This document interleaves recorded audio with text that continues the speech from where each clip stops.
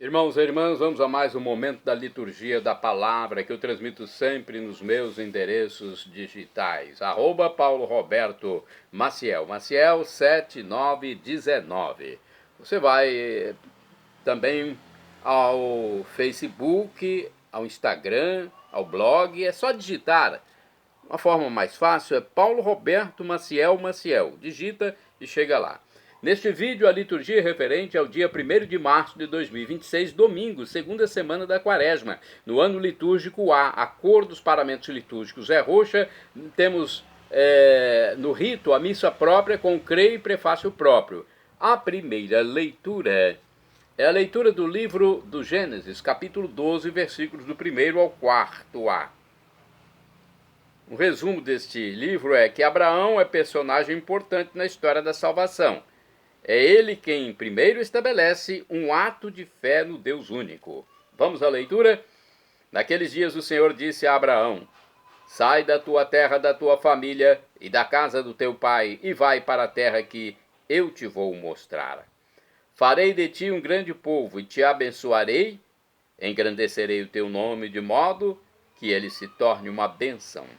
Abençoarei os que te abençoarem, e amaldiçoarei os que te amaldiçoarem.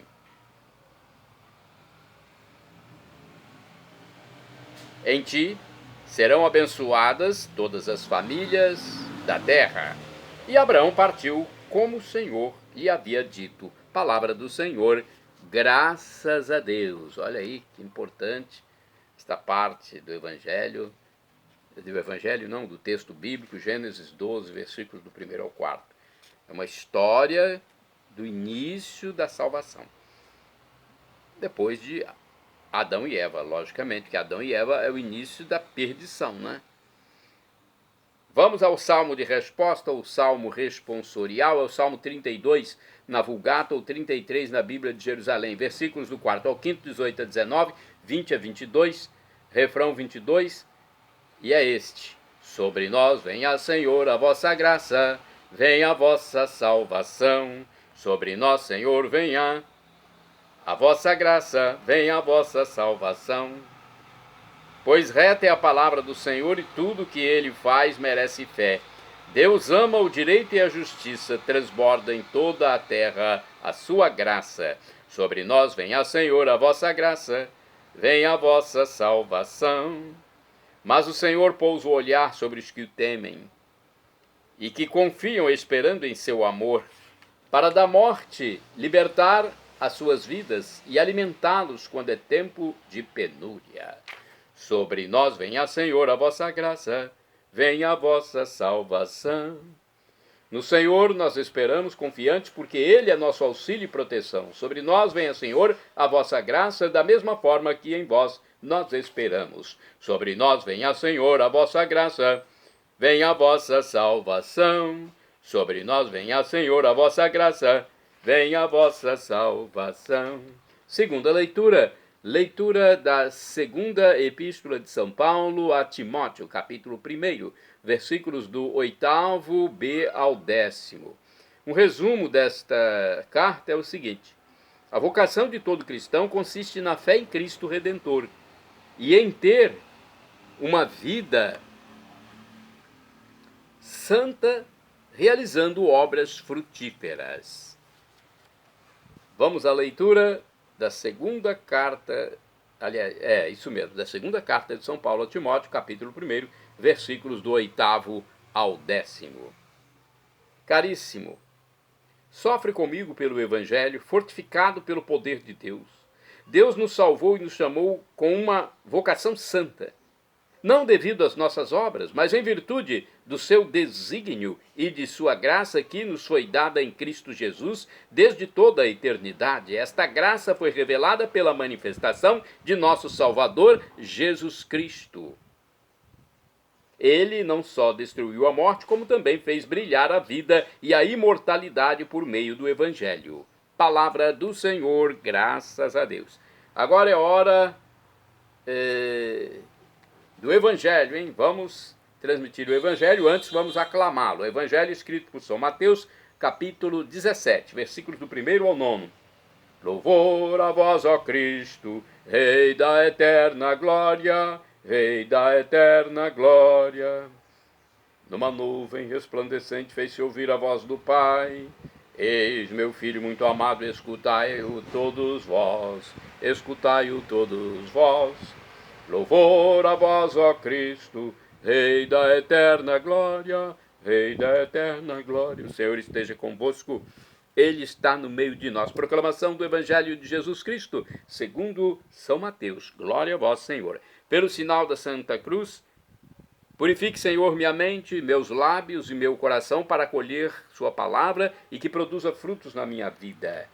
Olha, um resumo deste evangelho é: na transfiguração, Jesus Cristo é revelado como o Filho de Deus, que veio ao mundo para plenificar a salvação. Naquele tempo, Jesus tomou consigo Pedro, Tiago e João, seu irmão, e os levou a um lugar à parte, sobre uma alta montanha, e foi transfigurado diante deles. O seu rosto brilhou como o sol, e as suas roupas ficaram brancas como a luz. Nisto apareceram-lhes Moisés e Elias conversando com Jesus. Então Pedro tomou a palavra e disse: Senhor, é bom ficarmos aqui. Se queres, vou fazer aqui 3 tendas, uma para ti, uma para Moisés e outra para Elias. Pedro ainda estava falando quando uma nuvem luminosa os cobriu. Com sua sombra. E da nuvem uma voz dizia: Este é o meu Filho amado, no qual eu pus todo o meu agrado, escutai-o. Quando ouviram isto, os discípulos ficaram muito assustados e caíram com o rosto em terra. Jesus se aproximou e tocou neles, e disse: Levantai-vos e não tenhais medo. Os discípulos ergueram os olhos e não viram mais ninguém, a não ser somente Jesus. Quando desciam da montanha, Jesus ordenou-lhes: Não conteis a ninguém esta visão, até que o Filho do Homem tenha ressuscitado dos mortos. Palavra da salvação, glória a vós, Senhor. Olha, no livro Liturgia Diária, diz o seguinte, como explicação das leituras. As leituras de hoje enfocam o caminho inevitável para o cristão se manter fiel à fé que recebeu no batismo, reconhecer Cristo como verdadeiro Filho de Deus, que nos redimiu e derramou sobre nós a graça do Pai. O cristão é chamado a uma vocação santa, como a de Abraão, e deve responder com uma vida ética e ações caridosas, refletindo assim a graça recebida. Somos fiéis à graça que recebemos em Cristo? Pense nisso, reflita. Nossas ações refletem o amor de Deus e o ensinamento de seu Filho. Portanto, a liturgia deste domingo revela-nos a face de Jesus verdadeiramente humano e divino. Este é o Cristo que devemos acolher em nossas vidas, convertendo nosso coração e nossa conduta para segui-lo na defesa das pessoas que mais necessitam. É a transfiguração de Jesus no Monte Tabor que tem destaque neste domingo. Então, vamos para mais uma reflexão. Eu tenho aqui uma reflexão do Anuário Sagrado Coração de Jesus.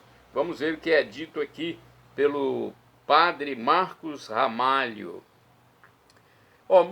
Ele fala o seguinte: subamos a montanha. Moisés e Elias foram figuras fundamentais para a caminhada dos hebreus, chamando-os para uma aliança com Deus e exortando-os para uma vida segundo os mandamentos, conforme Êxodo 34, versículos do 29 ao 33, e primeiro livro dos Reis, capítulo 18, versículos do 20 ao 39. No entanto, para os cristãos, o chamado divino alcançou sua plenitude com Jesus de Nazaré, o Filho muito amado, a quem somos chamados a escutar, conforme Mateus 17, versículos do 1 ao 9. Sabemos que Jesus viveu para o seu Pai, para o reino de seu Pai celestial. Logo, o caminhar do discípulo de Jesus deve ser também um caminhar em direção ao reino, desejoso de sua realização. Isso implica uma profunda conversão, a busca de uma vida mais plena e significativa, moldada e sustentada pelas palavras do Filho amado. Percorramos, pois, esse caminho. Subamos a montanha com Cristo. Olha, Cristo subiu a montanha e levou Pedro, Tiago e João, os 3 apóstolos mais chegados. E lá ele transfigurou. E Deus falou: este é meu filho amado. Ali se confirma que Cristo é o Messias. E os discípulos tiveram essa primazia, né? Esse privilégio de ver a transfiguração de Cristo Jesus com Elias e Moisés. Vamos aos santos do dia agora. Dia 1º de março é dia de Santo Albino. De acordo com o site da TV Século XXI, rs21.com.br, Albino nasceu em 469 em Vannes, na Bretanha, França. De família nobre, foi uma criança inteligente e generosa. Ainda jovem, se interessou pela vida religiosa. Aos 25 anos foi ordenado monge. Depois de uns anos, as pessoas da própria sociedade o nomearam abade do mosteiro local, Nossa Senhora de Nantilly. Por mais 25 anos, foi abade. Olha, foi um grande serviço, 25 anos, hein? Trabalhando pela fé cristã. Foi pai e irmão dos pobres, dos perseguidos, dos prisioneiros. Era tão humilde e bondoso que foi eleito bispo de Angers. Durante o seu bispado, lutou contra os casamentos incestuosos, pois na época os homens da corte se casavam com as próprias, meu Deus do céu, com as próprias filhas e irmãs. Ele convocou os concílios de Orleans em 538 e 541 para fortalecer a luta e teve o apoio da Santa Sé, ou seja, do Vaticano. Conta-se que ele abriu a porta da prisão, liberando os presos como um de seus feitos de intercessão junto a Deus. Em março de 550 faleceu. Foi sepultado na Igreja São Pedro em Angers. Em 556 foi dedicada a ele uma igreja na qual construíram uma cripta para onde seu corpo foi transladado. Ao lado dessa igreja foi criado um mosteiro beneditino, cujo primeiro abade foi o seu discípulo Sapaldo. De acordo com o site do Vaticano, Albino foi monge e abade eleito bispo por aclamação no ano 529. Apesar de sua relutância, ele não queria ser bispo. Entre os promotores do Terceiro Concílio de Orleans, renovou a igreja lutando contra a negligência dos pastores. Foi um defensor dos pobres e prisioneiros e usava os fundos diocesanos para libertar os piratas reféns. De acordo com o site A12, Albino, aos 20 anos, tornou-se monge. Olha a idade, hein, gente? Novo. Monge do mosteiro de Tinsilac, perto de Angers, renunciando a títulos e a uma rica herança.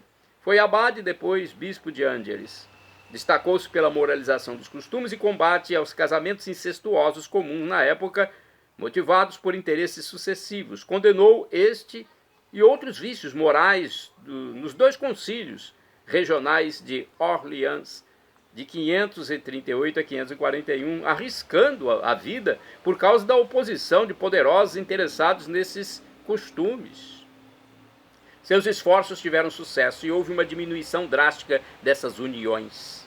Narrações populares atribuem a Dom Albino a realização de grandes milagres. Assim, uma mulher chamada Etéria, na prisão por dívidas ao Estado no tempo do rei Childebert, recebeu sua visita e atirou-se aos seus pés, implorando ajuda. Um guarda ameaçou bater nela, mas Albino, com um sopro, teria feito com que ele caísse no chão como morto. Depois disso, ela foi solta. Em outra ocasião, ao passar perto da torre da prisão de Angers, ouviu gemidos de presos maltratados. Recorreu então ao juiz local, intercedendo pela libertação dos que podiam ser soltos e por um melhor tratamento aos que não podiam ser soltos. Não sendo atendido, voltou à torre e ali rezou por 1 hora. Em seguida, um grande deslocamento de terra derrubou a torre, libertando os prisioneiros, que o seguiram até a igreja de São Maurício, onde se estabeleceram. E, sob sua orientação, tornaram-se fiéis exemplares. Noutra situação, um homem que sofria de dores nos rins o procurou, ajoelhou-se e pediu a bênção. Albino impôs-lhe as mãos e imediatamente os cálculos renais foram expelidos e o homem curado.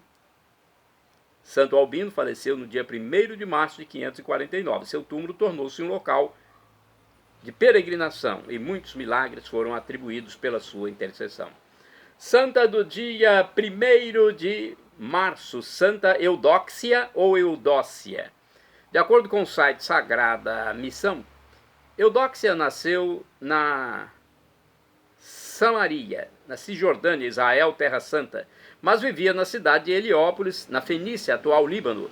Era uma jovem de extraordinária beleza, cujo ímpeto pagão a fez abandonar a família para levar uma vida libertina. Teve muitos noivos e admiradores ricos que iam de outros países à sua procura. Dessa maneira enriqueceu. Certa vez pernoitou na casa de seu vizinho cristão, um velho monge chamado Germano.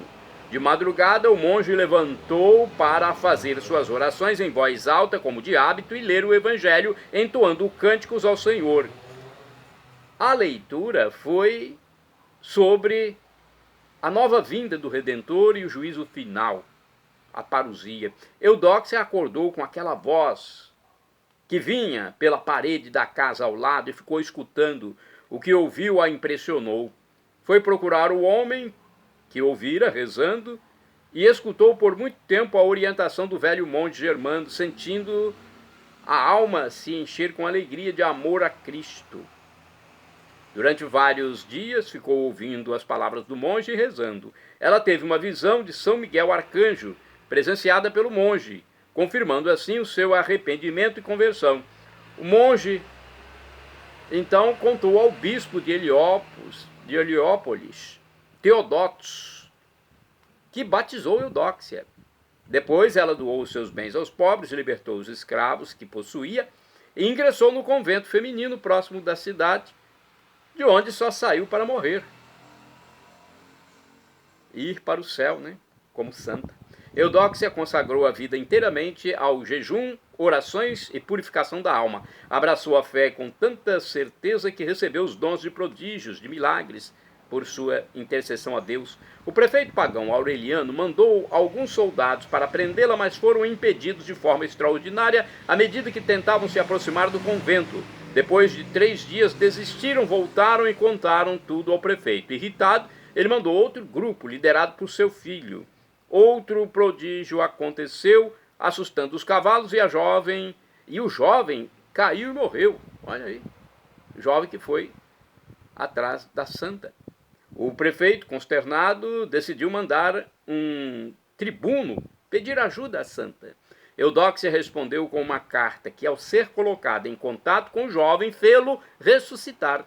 Aureliano se convenceu e com ele toda a família se convenceu de que ela era uma santa e se converteu também. E também toda a sua família. E os seus magistrados também foram outros convertidos. A filha, Gelásia, foi enviada ao convento. O jovem ressuscitado se tornou diácono e mais tarde bispo de Heliópolis. Olha que história sensacional, hein? História de Santa Eudóxia. Santa do dia 1º de março, São Félix III foi Papa. De acordo com o site do Vaticano, São Félix III foi Papa desde o ano 483 e teve que enfrentar o cisma do Patriarca de Constantinopla e combater as heresias monofisitas e também arianas. Apoiou os bispos africanos contra as invasões dos vândalos e readmitiu na igreja os cristãos que tinham sido obrigados ao batismo ariano. Tem mais informações no meu blog, é só você acessar. Shalom Adonai é uma expressão hebraica que significa paz de Deus, é o que eu desejo para todos vocês. Acesse Paulo Roberto Maciel e vai ao YouTube, Instagram, Facebook e blog. Maranatá, como dizemos nós católicos, ou Maranata, como dizem nossos irmãos separados, evangélicos ou protestantes. Não importa a pronúncia, o significado é o mesmo. Vinde, Senhor Jesus. Um dia ele voltará. Será a parousia, o juízo final. Esteja preparado, seja batizado, acredite em Jesus como Deus e arrependa-se dos seus pecados. E nos encontraremos na vida eterna quando viveremos para sempre com corpos glorificados como Jesus ressuscitado.